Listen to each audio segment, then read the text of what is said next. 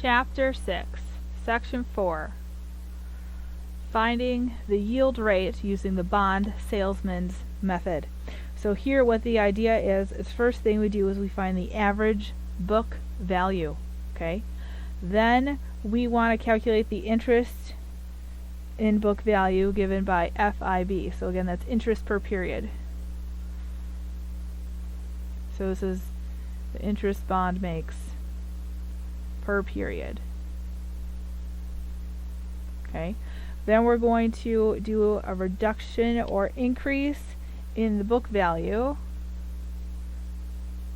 Okay, so we have to figure that part out over the term of the bond. And then we're going to do the reduction and increase per period. So we have to figure out the number of periods. Okay, and then we're going to do the average earning per period. So that's really going to be step 2 minus step 4. Okay, and then the approximate periodic interest rate, we're going to use I.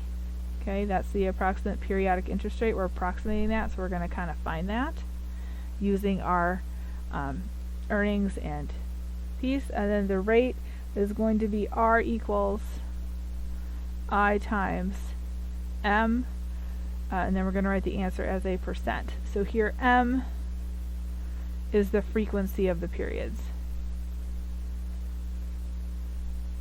Okay, so if we were doing it monthly, then we'd have to multiply by 12. If we were doing it semi-annually, we have to multiply by 2.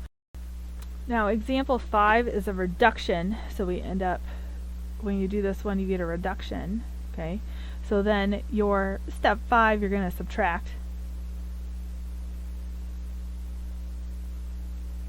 Okay, but usually we're going to add. So here we're going to, in an example 6.11, this one's a quarterly example. All the examples we're doing are semi-annually, but this one's a quarterly example.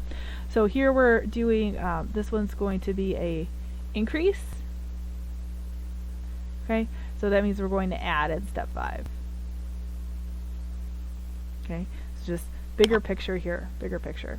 An average book value is going to be your F plus your V over 2. So again, you're just adding up the two book values you're given and taking the average, what's halfway between them.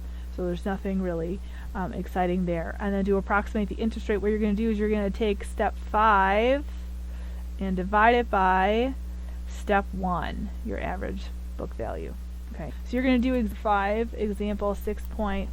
It's going to be in your textbook on your own, so we're only going to do one problem, example 6.